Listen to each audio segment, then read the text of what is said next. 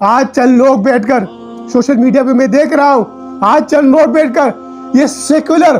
دانشور جو ہے، افسوس ہوتا ہے مجھے ان کی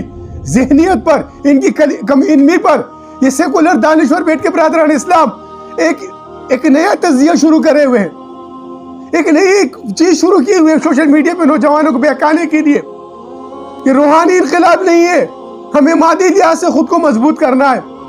یہ سوشل میڈیا کے اوپر سیکولرزم اسلام میں نہیں ہے، یہ کمیونزم اسلام میں نہیں ہے.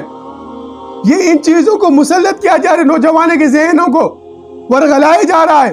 نوجوانوں کے ذہنوں کو اسلام سے ہٹایا جا رہا ہے،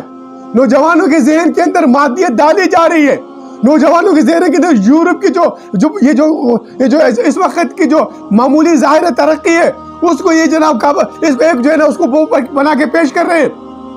کہ یورپ نے اتنی ترقی کر لی ہے. یورپ کی اس ترقی کو، ایک چمک کو جو ظاہر پرستی ہے، اس کو لوگوں کے سامنے رکھ کے امت مسلمہ کے نوجوانوں کو بہکایا جا رہا ہے. یہ جو سوشل میڈیا پر بیٹھ کر چند جو کمیونزم والے، چند جو سیکولر